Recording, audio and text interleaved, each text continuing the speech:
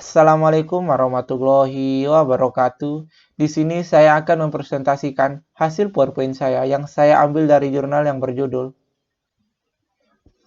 Sistem Informasi Intensitas Curah Hujan di Daerah Ciliwung Hulu dengan penulis jurnal Chandra Herdian dan Heri Suprapto 2016 dengan sumber jurnal Sistem Informasi Intensitas Curah Hujan di Daerah Ciliwung Hulu Jurnal Informatika dan Komputer, volume 21, nomor 3, halaman 45 sampai 52.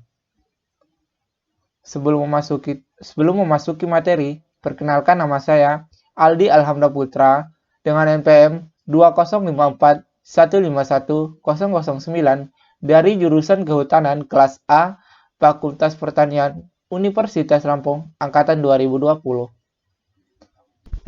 Adapun daftar isi dari PowerPoint ini yaitu 1. Pendahuluan 2. Metodologi penelitian 3. Hasil dan pembahasan 4. Kesimpulan 1. Pendahuluan Curah hujan merupakan salah satu unsur cuaca yang datanya diperoleh dengan cara mengukurnya dengan menggunakan alat penakar hujan, sehingga dapat diketahui jumlah dalam satuan milimeter.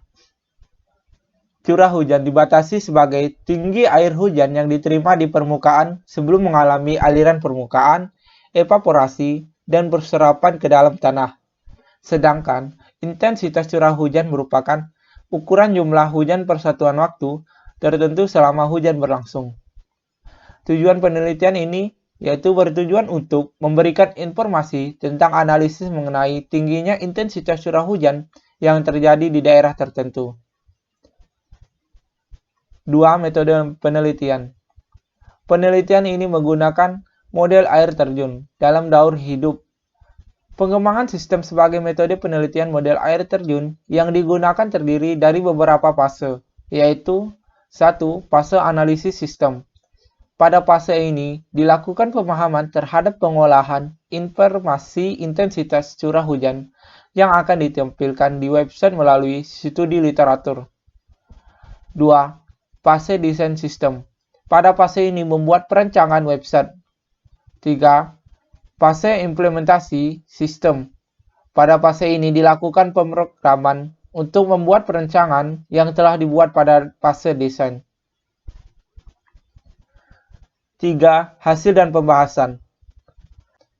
Analisis sistem informasi intensitas curah hujan di daerah Ciliwung Hulu dimulai dari melakukan analisa dan perancangan terhadap tahapan yang diperlukan untuk membangun yang dapat dilihat pada gambar berikut. Berikut adalah tahapan dalam SDLC. SDLC yaitu singkatan dari Software Development Life Cycle, yaitu siklus hidup pengembangan perangkat lunak. Agar menghindari kesalahan dan masalah dalam tahap akhir saat pengoperasian sistem berjalan, maka harus dilakukan implementasi sistem. Tahapan analisa. Tahapan ini merupakan tahap menganalisis dan mengumpulkan seluruh kebutuhan dan informasi. Kebutuhan data yaitu mendefinisikan hal-hal yang dibutuhkan oleh sistem untuk kelengkapan informasi pada sistem yang akan dibangun. Kebutuhan fungsional. Sistem mendefinisikan hal-hal yang dibutuhkan oleh sistem yang akan dibangun. Kebutuhan non-fungsional. Sistem mendefinisikan hal-hal yang dibutuhkan selama pembuatan meliputi spesifikasi hardware dan software. Pengujian. Pada subbab dilakukan pengujian terhadap website yang dibagi menjadi 2 tahapan, yaitu System Internal Test (SIT) dan User Acceptance Test atau disingkat UAT. Sistem Internal Test atau SIT yaitu untuk pengujian website perlu menggunakan seluruh dokumen website yang telah dibuat dalam server lokal ke dalam sebuah server online yang bisa dibuat hosting. Berikut adalah langkah uji coba yang dilakukan pada browser Google Chrome. 1. Pada langkah ini akan dibuat basis data atau database baru dengan memilih menu database MySQL. pada kontrol panel yang diberikan oleh HostGiger seperti pada gambar 2. Selanjutnya akan ditampilkan forum pengisian database yang berisi nama, username, password, yaitu yang digambarkan pada gambar 3. Setelah database baru telah terbuat, kemudian akan tampil daftar database yang ada pada hosting tersebut seperti pada gambar 4. Untuk membuka halaman phpMyAdmin, tekan pada tombol masuk phpMyAdmin. Saat keempat tabel sudah terbuat sama, lalu akan dilakukan pengunggahan seluruh file PHP, JavaScript, CSS dengan menggunakan menu File Manager yang pada digambarkan pada gambar 5. Kemudian, kontrol panel akan menunjukkan halaman File Manager pada browser seperti pada gambar 5. Di halaman ini terdapat 2 folder default yang secara otomatis dibuat pada setiap hosting. Pengunggahan dilakukan dengan cara menekan tombol upload pada direktur public HTML yang digambarkan pada gambar 6 halaman File Manager.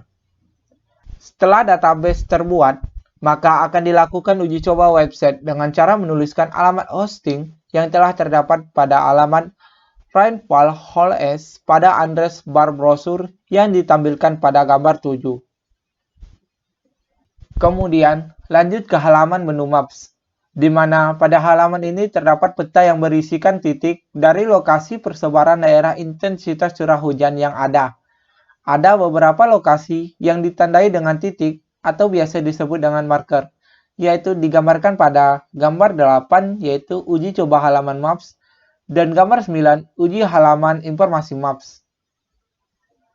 Setelah itu, lanjut ke halaman dari menu utama website ini, yaitu menu tabel, di mana pada menu terdapat 2 submenu yaitu menu curah hujan dan menu ketinggian air. Pada menu curah hujan terdapat pada intensitas curah hujan yang sudah diolah menjadi sebuah informasi yang dalam bentuk grafik. Berikut adalah gambaran 10 uji coba halaman curah hujan dan gambar 11 adalah uji coba halaman grafik curah hujan per wilayah. Dan berikut adalah gambaran dari uji coba halaman tabel curah hujan yang digambarkan pada gambar 12. Dan pada gambar 13 yaitu uji coba halaman grafik curah hujan per bulan, dan sedangkan pada gambar 14 yaitu uji coba halaman grafik curah hujan per tahun. 4. Kesimpulan. 1. Dari hasil kuesioner yang didapat dari pengujian terhadap penggunaan diperoleh nilai total dengan nilai 9,87% yang diajukan kepada 15 responden. Dengan hasil dari persentase tersebut, website Rainfall dapat digolongkan dalam kategori disetujui atau baik. 2. Uji coba website dilakukan dengan hosting atau proses upload ke server online melalui jasa hosting yaitu HostGiger agar masyarakat luas dapat mengakses website ini dengan bebas. 3. Kelebihan dari website ini adalah tersedianya data-data intensitas curah hujan dari beberapa wilayah dalam beberapa tahun terakhir dan data tersebut juga ditampilkan dalam sebuah grafik, sehingga penggunaan dapat memahami data lebih jelas. Terima kasih, mungkin itu saja dari saya. Apabila ada salah kata, saya mohon maaf. Terima kasih. Wassalamualaikum warahmatullahi wabarakatuh.